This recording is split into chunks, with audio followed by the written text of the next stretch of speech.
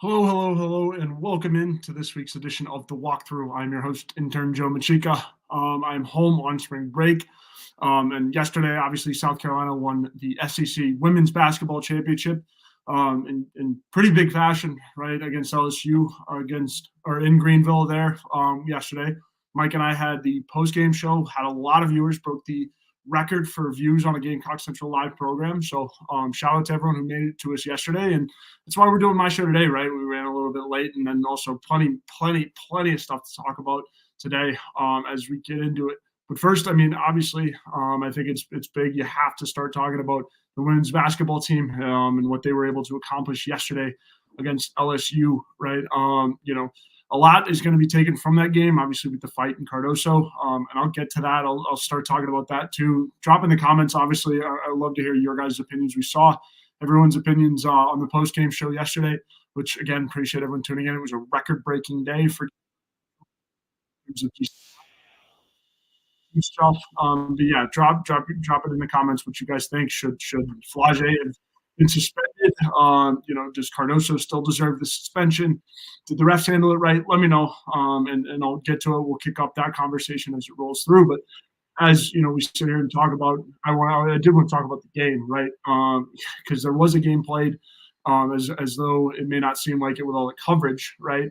But so South Carolina beats LSU 79-29, right? They get outscored, or they don't. They lead the whole way, outscoring LSU by 3 points in the first, 1 point in the second, 2 points in the third, and then 1 point obviously in the fourth. So you're able to get the job done. Obviously not as the way you wanted to, right? Especially with the fight. I think that was one big thing. Big Red, appreciate you joining in. Kim Mulkey's attitude towards the fight was unprofessional. Yeah, I agree completely. Big Red. Saying that, Camila Cardoso should have gone and fought one of her other players. It's not very good, right?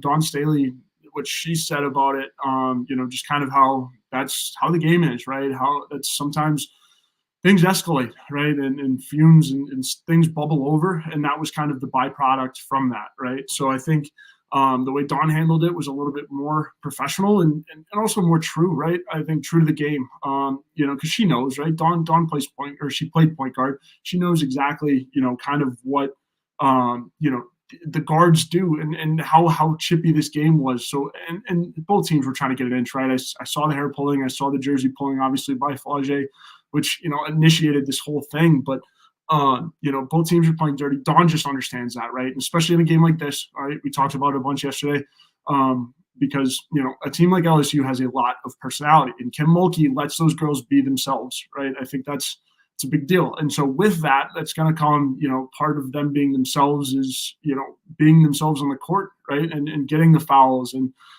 getting that extra inch. So when you can kind of tap into that and kind of flip it a little bit, like we saw South Carolina doing, it's ever more to your favor. And I think, they were doing a pretty good job of it. They had LSU out of sync that whole game, right? And as you saw, South Carolina started to capitalize. Malaysia Fulwiley came off the bench and had, her best game I've seen her play yet.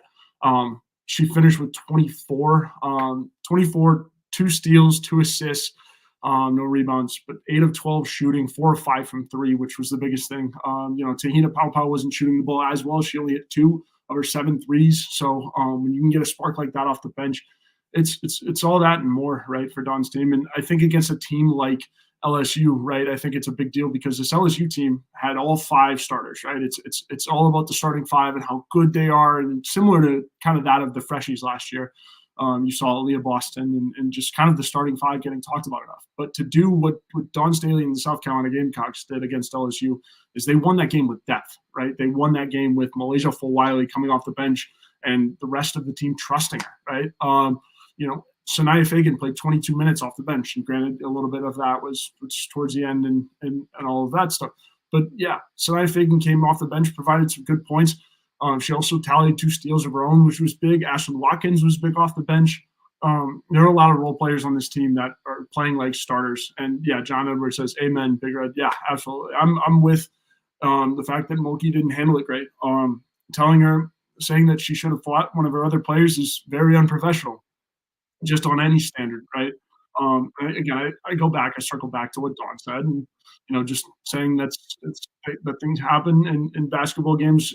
Things boil over, and obviously the way that it was handled is something that you can coach on, but it's not something you want to encourage by any means. So, yeah, it's kind of a sticky situation, right? And then again, you lose Cardoso for, I believe it is deemed the first game of your NCAA tournament if you're South Carolina women's basketball, which is huge, right? It's that's a big loss. Camilla Cardoso is your post presence, and in women's basketball where you don't have as much height, your post presence is big. But do I think South Carolina is going to have a problem without Camilla? No, absolutely not. They played, I believe it was 3 or 4 games without her when she was trying out for the Brazilian national team, which I think was really cool to have Dawn let her do that too as well. But this team is going to be just fine without Camilla Cardoso. They've proved that. They won big games without Camilla. They beat UConn without Camilla, I believe, if my memory's serving correctly.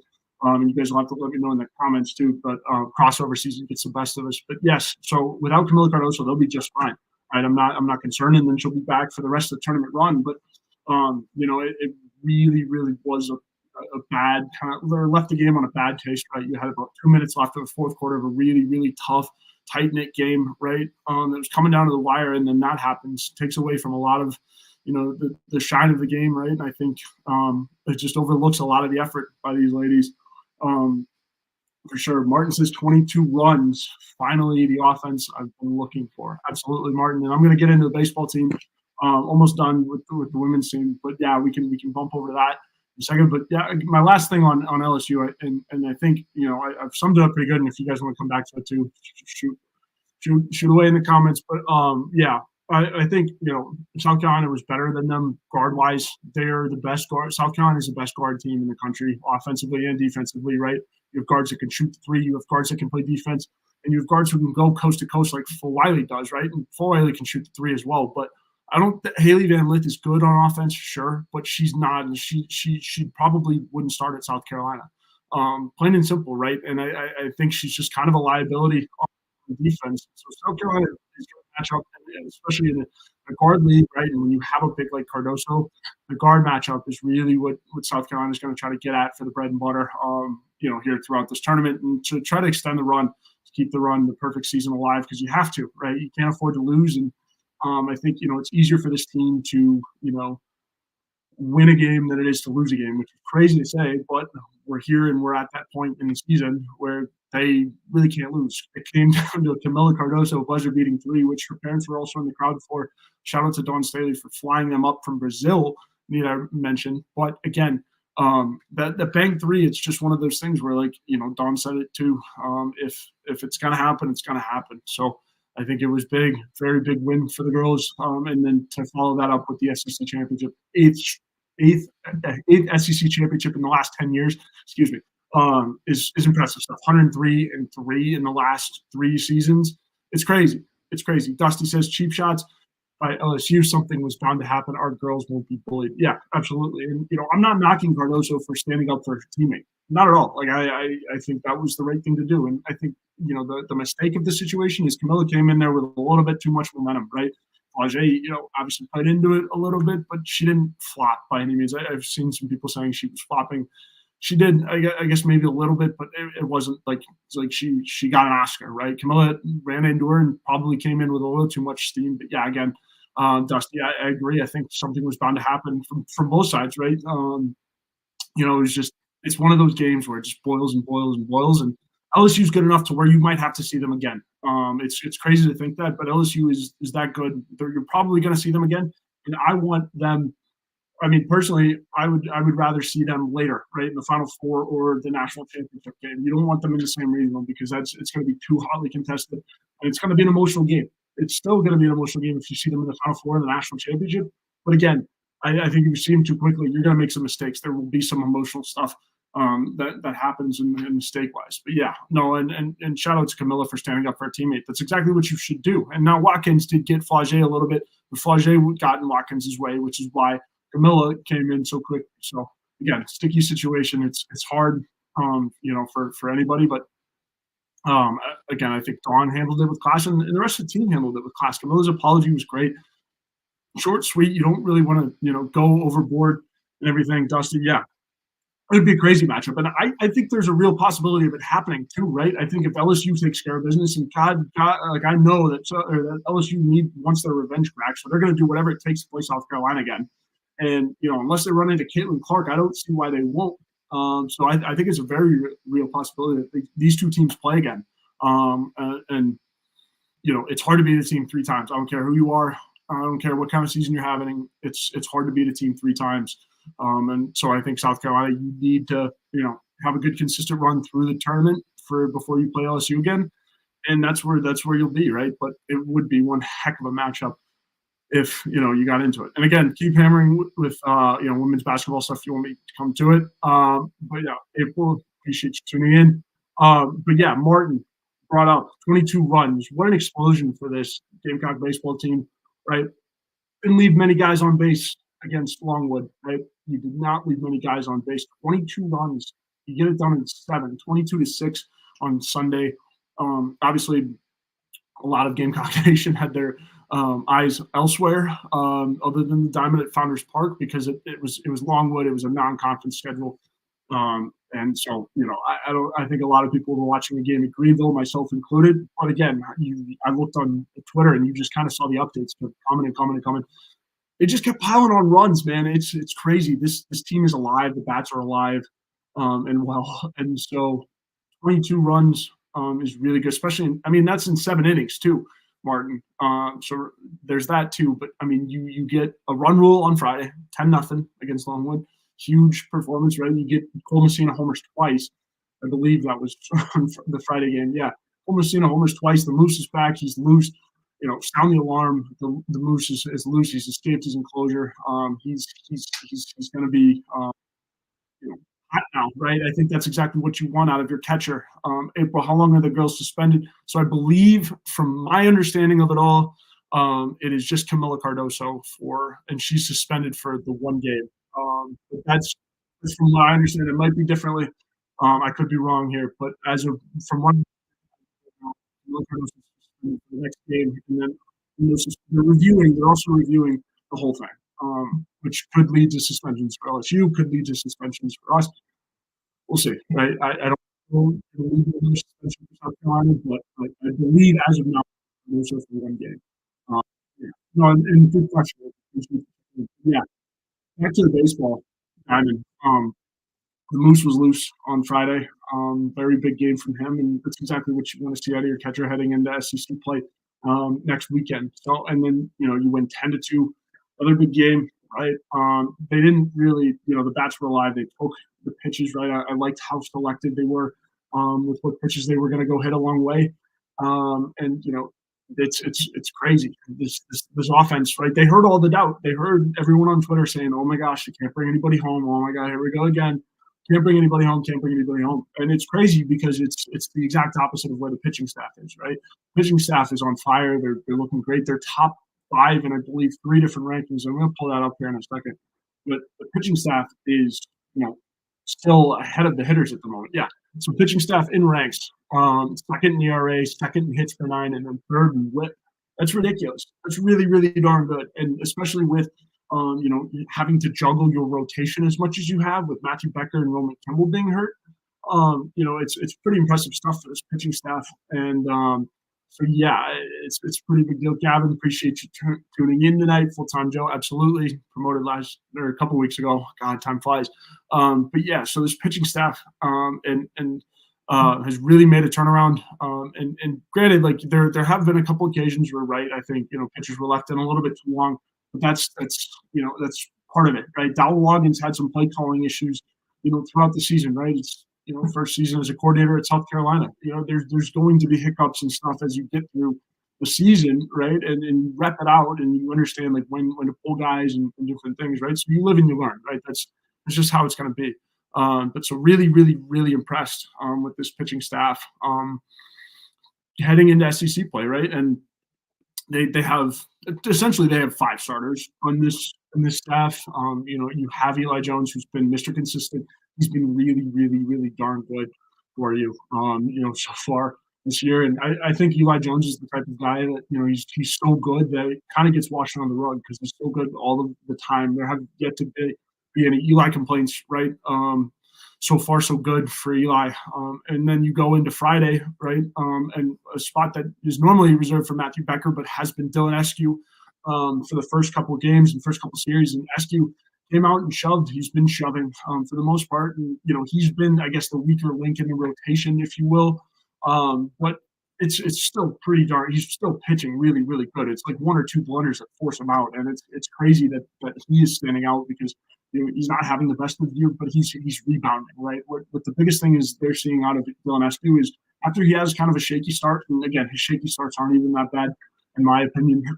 But again, he'll have a shaky start, and then they'll trust him to go out there and get the job done. And he does. He rebounds, right? That's exactly what you want to see after a shaky start. You want to see somebody go out and do it, right? Eddie Cobb, for example, that's another guy. Right? I said this team is five starters. I think they realistically they do. Ty Good, Roman Kimball, Eli Jones, Matthew Becker, and then Eddie Copper can start a game. Garrett Gainey could start a game too. Beach has been an amazing reliever so far. Absolutely, Martin. And then Garrett Gainey along with that too. Garrett Gainey went into the season preparing like a starter, and he's been able to come out of the bullpen. And I think Veach is, your main closer guy, your firefighter out of the bullpen that's going to put out fires whenever you need. And then you also have a guy like Garrett Gainey who's going to come in and throw just absolute gas, bring the swagger, and that's what you need. That is exactly what you need. They called Chris Veach at Chapin. When he was at Chapin, they called him the junkyard dog, right? Because, you come in and just shut you down. And you brought the energy like a damn junkyard dog, right? And throws nasty, nasty stuff. So it's good. It's exactly what you want out of your relievers. And this pitching staff is the most impressive part about this baseball team through non-conference. And now the bats are they're getting better. They're waking up, right? I think that's exactly what you want. At this time of year, they had their wake up call. These guys were tired of hearing about the runners they left on base. They really were. I'm sure they heard it all week and all and everywhere they went. On the radio, turn on the radio, guys are leaving too many guys on base. Guys are leaving too many guys on base. You entered the weekend tied in the country for walks with Ole Miss, whom you have to go play this next weekend after the midweeks, of course. But you entered the season tied for walks. Or based on balls. So you're getting guys on, right? You're being selective. Now you have to go into the gray area and take pitches that are close and just smoke them, right? Fundamental baseball. It's something South Carolina has been known for years and years and years, right? Just good, clean, fundamental baseball. And again, it's a brand of baseball that they're known to play, and you have to get to it, right? You can't swing for the fences the whole time because what's going to happen is when you swing for the fences, you're going to run cold, and then again, you're going to keep leaving guys on base, and then the chance and the talk is going to get even louder. The spotlight is going to get even more on this offense. And yes, they're I hate to break it to you, they're going to struggle a little bit. That's the ups and downs of a baseball season. If your team is hot all year, it's going to be the greatest team ever. So I would expect this offense to go up and down. And I would expect this pitching staff to kind of go up and down as they figure it out. It's still really, really, really early in the season, and the SEC is the best conference in baseball, and you have to play a full slate of it. So I think your work is cut out for you. I do like where the rotations are for the batting order at this point. Blake Jackson and Kennedy Jones in left field. Brewer really, stealing the show. In the leadoff spot. I think that's huge. He had another big weekend. I believe he hit 2 home runs in the Friday game, and then Saturday was where Moose homered. I believe Brewer's been great. His glove has been good too. But yeah, shout out to Dylan Brewer for stepping up, and then the leader of the tribe has also been stepping up. Another big weekend for Parker Noland as well. I heard a lot of the talk of, hey, we need to start looking to get Lee Ellis in there for Parker Noland. And they did. They made that swap at least once at second base. But Parker Noland had a decent weekend. He homered in one of the games, I believe. So that was big, and it's gonna be interesting to see how the battle for second base plays out. Tyler Causey cemented himself with another home run in the starting lineup, but it'll be interesting to see. Kennedy Jones has been playing really, really good baseball. So Fossey Kin, as the left field loonies or the people on Twitter call him. But yeah, I think it's a big deal to have as many guys as you do that are ready to go. Blake Jackson looked great in the Clemson game when he came in, right? So when you have the matchup lefty versus righty, if you have a right-handed pitcher, you're going to go with Jackson. But if you have a lefty, you're going to go with Kennedy Jones. Kennedy Jones, a righty. He can I mean, we saw his offensive prowess this weekend, right? So I think Kennedy Jones is a viable option. Blake Jackson's really good. Parker Noland also, you got to keep him hot, right? To have this many guys that are hot at the same time going in SEC play, it gives you a lot of options. It really does. It's like the pitching staff, right? When you have five starters, you only need guys to start three of them, so you can get creative. I think that's what we saw this weekend too with Kimball not starting and Ty Good starting the game, right? I don't, why go throw a guy and have Kimball, throw out his arm again? Knock on wood there. Talk about injuries, God, knock on wood. But why have a guy go throw out his arm, throwing a whole game, right? When he's been dealing with the injury bug, right? So it's a big deal to be able to have as many relievers as we do, playing as well as they are. So big shout out to the pitching staff. Obviously, you won the weekend, and so did. I mean, the offense was great. Offense was really good. So now, excuse me. Now you go on the road to Georgia State on Tuesday. In with Augusta, 7 o'clock game Tuesday night, and then you've got Ole Miss in Oxford next weekend, starting on Friday, 7:30. First pitch in Oxford. I believe the game is on SEC Network Plus. So be sure to go watch that. And I haven't looked a ton at Ole Miss yet this season, as it has been crossover season, and I'm a little underprepared for the SEC baseball slate at the moment. But I know they're good, right? They're in the SEC, and as I pull them up right now, they any team in the SEC is going to be good, and any team you face is going to be good in the SEC. So got to be ready for anything. As I pull up the baseball roster right now, hotty toddy, yeah, right. So they won 4 straight against Morehead State, so they're coming in on a 4-game win streak. Like I said, as is any team in the SEC, they're going to be prepped and ready to go for conference play. As we pull out the schedule, entering the game, winning 4 straight. Let's see the notable wins here. Let's go back. So yeah, they're 12-5. They've lost to they dropped 2 to Hawaii, 1 to Arkansas State, 1 to High Point. They've beaten Little Rock, Missouri State. They lost to Iowa, and then so they enter the game 4-game win streak. They've got UL Monroe at UL Monroe as their midweek, so it'll be interesting. I mean, they've won by quite a bit of runs when they do win. They've got a 25-2 game against High Point. So when this offense is clicking, it's clicking, and we'll have more on just kind of the Ole Miss game when it comes up time for the hard foul on Wednesday or Thursday, I believe. So we'll have more on Ole Miss when we get to that then. But sticking with it. I think this offense is in a really good spot entering SEC play. Bats are hot. The Moose is loose and alive and feeling good, right? And that's the kind of leader you want, ready to go. Petrie's been hitting home runs still, so a lot of your offense is still intact, and so that should give you a lot of faith, again, going into SEC play. But that's pretty much the baseball wrap up. Again, be sure to check out foul balls on Wednesday. We should have that in a full preview of Ole Miss too. South Carolina men's basketball. Entering the SEC tournament now. We did a really, really good interview with Talon Cooper this morning. It's on the Gamecock Central YouTube page, so check that out as soon as we're done here. But Talon Cooper was great talking about just kind of what he saw preparing for the SEC tournament. A lot of good stuff from him. Be sure to check that one out. And then this team, very, very, very big win on the road against Mississippi State. Right, you were playing. You had to win that game to be at least a 5 seed, or at least have a chance at the 4 seed. If Tennessee beat Kentucky, Kentucky beat Tennessee, which is even scarier, right? I think there's 5 teams in the SEC that are all in the same tier, right? Alabama, Auburn, Tennessee, Kentucky, South Carolina. There's 5 teams in the SEC that really belong and that deserve a shot at the title. And South Carolina's gonna have to play one more extra game than everyone, right? They're gonna have to play the winner of Arkansas or Vanderbilt. You want Vanderbilt badly because Eric Musselman's a good coach, and when it comes to March, I don't know, the coach is in March.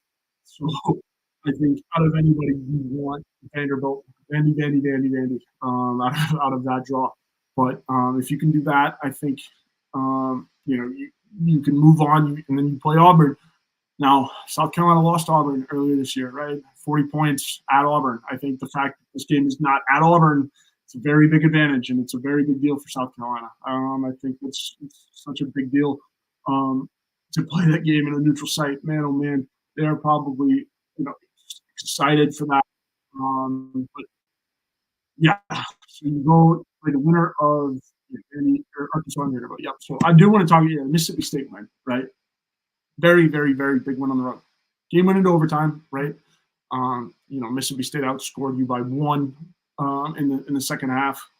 Really just kind of rose up. You had a couple of fouls there at the end, but very, very big performance from DJ Mack. 25. He finished with 25, 8 of 11 from the field, 2 of 5 from three, and 7 of 8 from the free throw line. That's pretty good when a big fellow like DJ can shoot 7 of 8. Really, really, really good. And then CMB also did damage on the glass. Had 8 rebounds, 19 points of his own, 6 assists. That's really, really, really good for a freshman. CMB's been playing out of his mind, and it's been a joy to see. Martin says, do you think South Carolina winning the Arizona tip-off tournament championship gives them confidence, added edge going into tournament play? Yeah, absolutely. I mean, I think having to play as a group on short notice, kind of like that, certainly helps.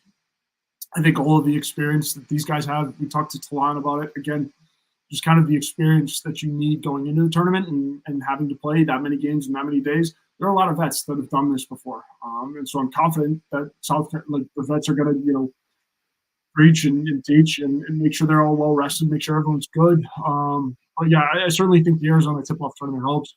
I think, the Bahamas trip a little bit helps too. And we talk about the Bahamas trip and how, these guys meshed really well at the Bahamas trip. So I think that was another big thing. But yeah, certainly in the Arizona tip-off tournament, you got a little bit of a feel for it. And, now you kind of know, who you're playing, or you don't know who you're playing versus back then you did know who you were playing. So having to, change around the scouting report and stuff like that quickly is kind of a big deal. But I think this team's ready for it. Martin, yeah, absolutely. Certainly help them prepare. Back to Mississippi State a little bit. Josh Gray. Josh Gray, 14 minutes off the bench, finished with 4 points. He was great in spot starts, and then he also hit the 2 really clutch free throws.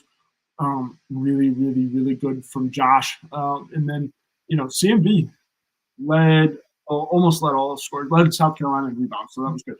And then, Zach Davis had 13 points of his own. The kid continues to stay hot, right? He's found his role in the midst of Miles Studi being out. Studi added 6 of his own as well, right? He's slowly working back into it, and I think Studi played 14 minutes. Zach Davis played 30. So I mean, Zach Davis has that role right now, but I think again Studi could jump in and play it. It's just a matter of his health down the stretch. And credit to Davis too. He's been playing really good basketball. I don't know if it's a hard foul bump or what, but ever since we've had him on, he's been playing well. BJ's been playing well, so we'll see. Hopefully, Talon has a little bump from that too. Not the best game from Talon offensively, but again, I think Talon Cooper's value for this team goes further than the box score and stats. Right? I tweeted at the beginning of the season, I would hate to be a player in the SEC and then have to get on a bus and go to South Carolina and be guarded by Talon Cooper for 30 minutes a night. Like, his defense does not get talked about enough. And that's really why he was recruited, right? He's a defensive, heavier guard, and then just has the generalship to him, right? He knows how to direct the play, stuff like that, and get everyone settled and really direct things. And you have another vocal guy like Michi to pair him up. It's essentially the Bash brothers in the backcourt for South Carolina. So I think it's really a big deal to have Talon playing well, and his defense is just next level. And I think Michi's is something as well that doesn't get talked about enough. These guards, right?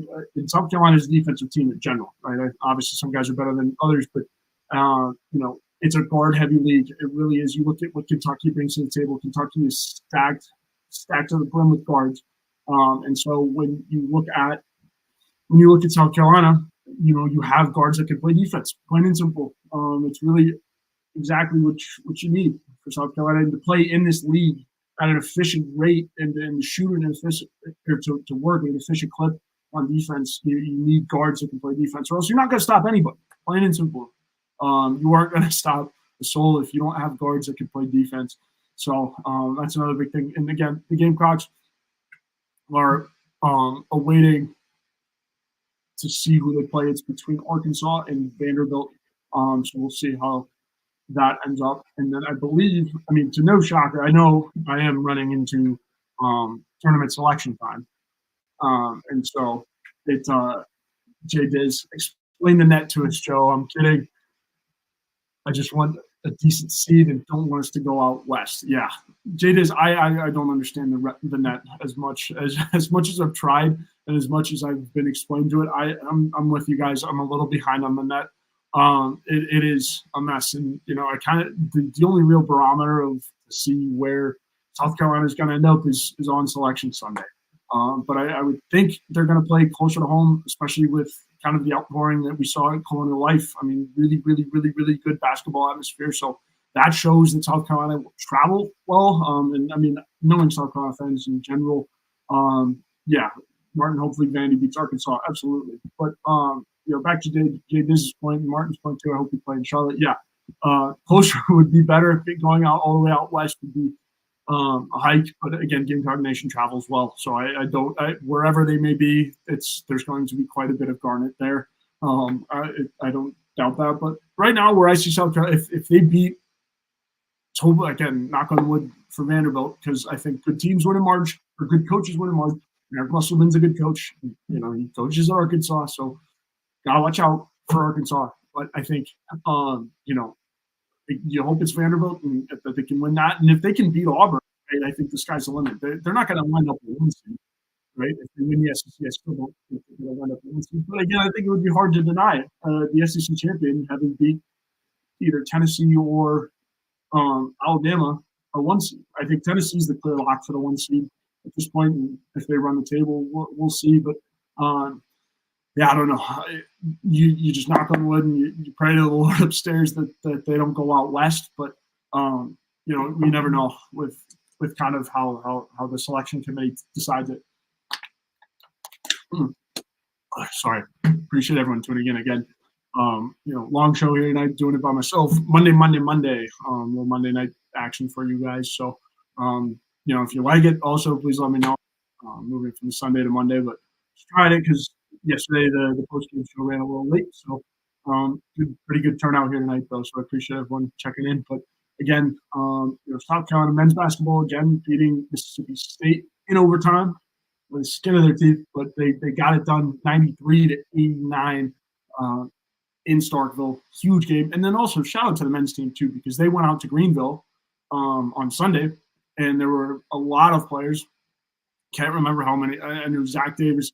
Colin Murray Boyles was there, BJ Mack, and then also Michi was there too, I think. Talon was there too. But the men's team, plain and simple, was out supporting the women's team on after they got back from Mississippi State on Saturday and Sunday. They were at the games.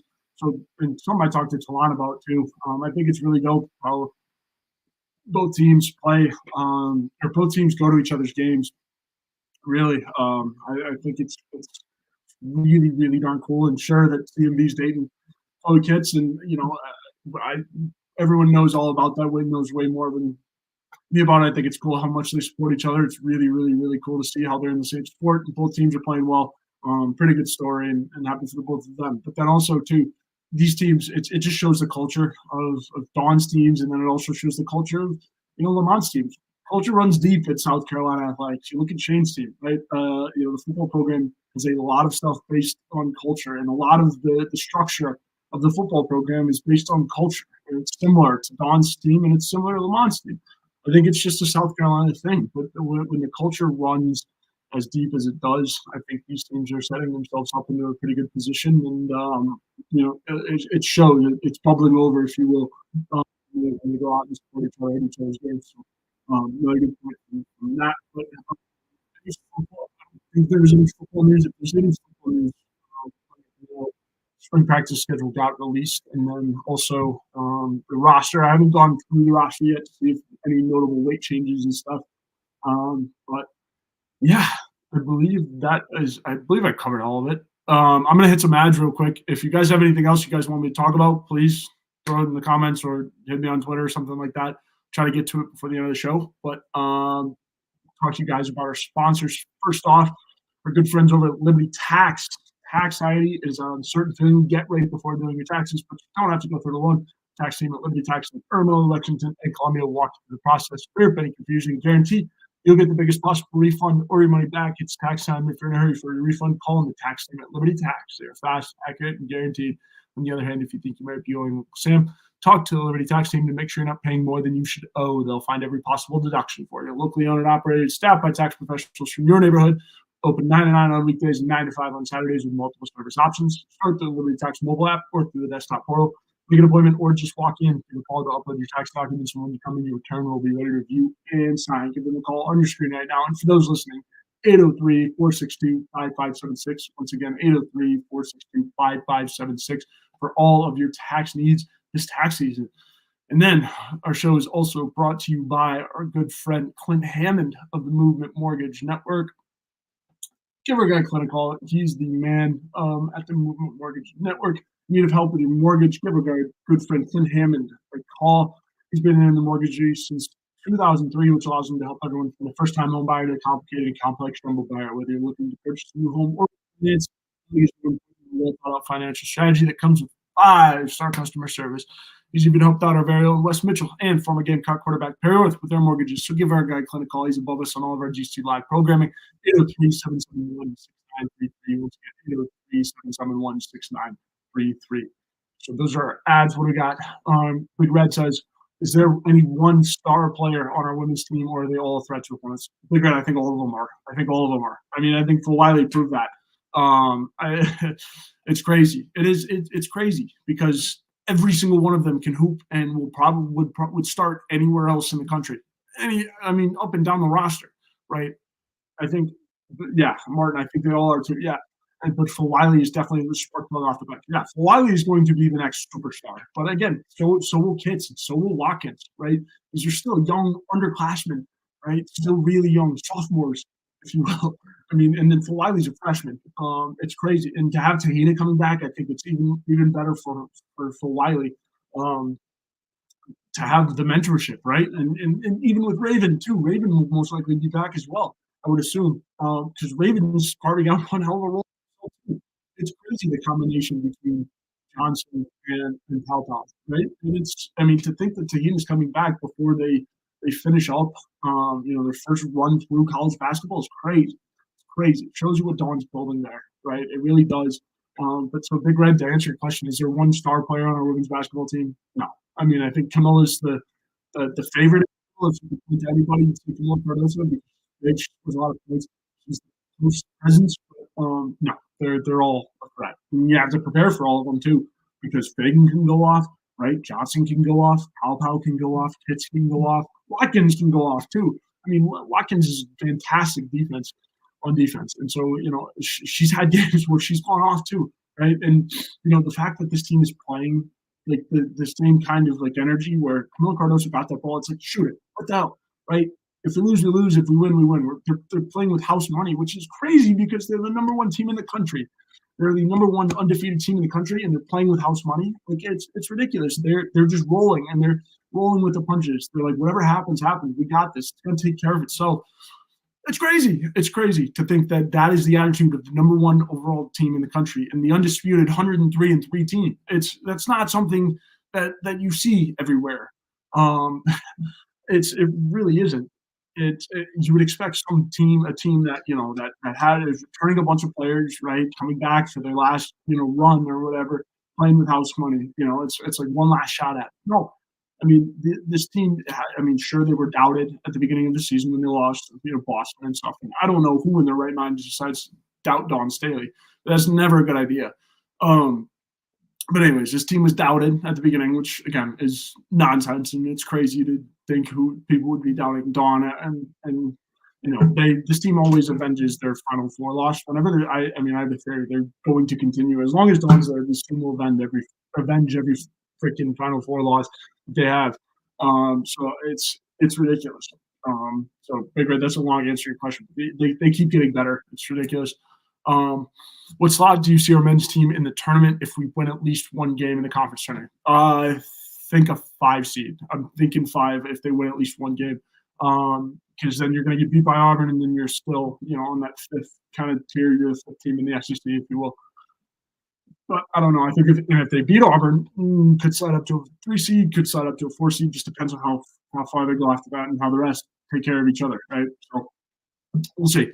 We'll see. South Carolina's the one team outside looking in, right? The other 4 teams, Tennessee, Kentucky, Bama, and Auburn, are they have one last game. Will it help? Will it hurt? I don't know. I don't know if it'll help or hurt. I mean, I think winning 4 games in 4 days is tough. So I think winning next game hurts their title chances. But do I think it hurts their chances in the immediate first turnaround game against Auburn? Probably not. Probably not. If they win at least one game, Big Red, I see them creeping, or still see them at a 5. But I could see them also at if they win a 3 or 4 seed. But I don't think they get above a 3 seed personally. Or to fly, what's up, maybe? Great weekend for the Gamecocks, absolutely. Minus baseball, everyone's slept really. So it's a very good weekend for the Gamecocks. Oh, and then the hockey national championship. Martin, I'm glad you brought this up. Shout out to Cock Hockey, man. Division One ECHA champs. It's a really fun conversation to see what would happen if the SEC funded hockey, right? I mean, obviously you need to add a women's sport with it. I know not every SEC school has gymnastics, so I mean, add gymnastics or something of that nature. Equestrian, I know, is another sport that's not every SEC school has. So if you could add hockey in the SEC, man, oh man, that would be electric. And the next step up is lacrosse. Obviously, that would be pretty cool as well, because Cock Lacrosse as well deserves some of their airtime as well. 3-time NCAA national champs. I mean, they're really good. And shout out to the new coach, Dakota, over there, locking it down. Finlandy, all the boys at Gamecock Lacrosse. But yeah, shout out to hockey, man. Shout out to hockey. The boys got it done. I hope that they're in 5 points tonight and all week celebrating. They deserve it. Really, really, really fun team and a really, really cool part of the community. The games at the Plex, if you haven't made it out to a game at the Plex, go. It's awesome. Friday nights at the Plex are great, and again, like, they're usually winning. They dominate, and especially when a rival like Florida or somebody else is in town, makes the heckling and everything else a lot of fun. So shout out to the hockey team, absolutely. Birds who fly, and that's also an extra part of the weekend. The hockey team doing what they did. So yeah, really, really, really, really good weekend for South Carolina. And obviously you want to keep it going into this week, but it's conference tournament time. It's put up or shut up for this men's basketball team, and then it's conference play for the baseball team too. Got to go on the road for your first midweek, which again, playing on the road for a midweek is not fun. You're gonna have to lock it in, and you're going on the road again at Ole Miss and Oxford. So gonna need to be dialed for sure. William Dean, yeah, it's great. Absolutely, yeah. It's huge win for the hockey team. I firmly agree. So big, and again, club sports, are teams too, man. These teams are very important to our university, and shout out to Emeritus for honoring the ice cream commitment. I'm sure that'll be up there somewhere eventually, because I know the rugby team as well, another big club team as well. But rugby team got their ice cream for beating London, so I'm sure that the hockey team will get their run with Emeritus. But yeah, shout out to them. Shout out to all the club teams at USC. You guys are doing great, and we don't forget about you. We certainly don't forget about you here in the main media. But yeah. Anything else? Anybody wants me to cover tonight? 43 minutes. Still a good amount of people in here. Appreciate everyone tuning in tonight. Get the ads squared away as well. So, yeah, very good week. Again, good weekend for Gamecock baseball against Longwood. 2-run rules. The pitching staff is ranked second in ERA in the country. Second in hits per 9, third in WHIP. Talked about that at the top of the show. Yeah. Really, really good stuff. It's a really good time to be a South Carolina Gamecock right now, that's for sure. Awesome. Well, I think that is going to do it for me tonight. Appreciate everyone tuning in. We've got about 470 people in here. It's pretty good. Pretty good showing for 7:50 on a Monday night. So appreciate everyone tuning in, and keep me posted if you like this Monday night slot too. It'll be temporary change, but if it works, we might keep the thing. So keep me posted, and yeah. Appreciate everyone tuning in, and have a good rest of your week, and I think we have the hard foul from Nashville. Jack and I are going to try to go live from Nashville, and then foul balls as well coming later this week. But Mike and I have Hockey Tuesdays, I believe, some point tomorrow for live from Pro Day. So that'll be exciting. Get all your updates from Pro Day. Oh, I guess that is one more thing. We'll talk about Pro Day tomorrow. Talking Tuesdays. I'm interested to see what Xavier Leggett does. Spencer Rattler will probably throw. I've seen Spencer Rattler throw in shorts. It looks really, really, really good. But yeah, he's a talent, man. He looks. I mean, when it got to spring ball or summer camp, right? They let the media in for the first couple of things. And Spencer Rattler in the rock. I expect him to do so tomorrow. I expect Xavier Leggett to be really good. I expect all of the South Carolina guys to really, really, make a statement. Kind of close the case on their draft stock.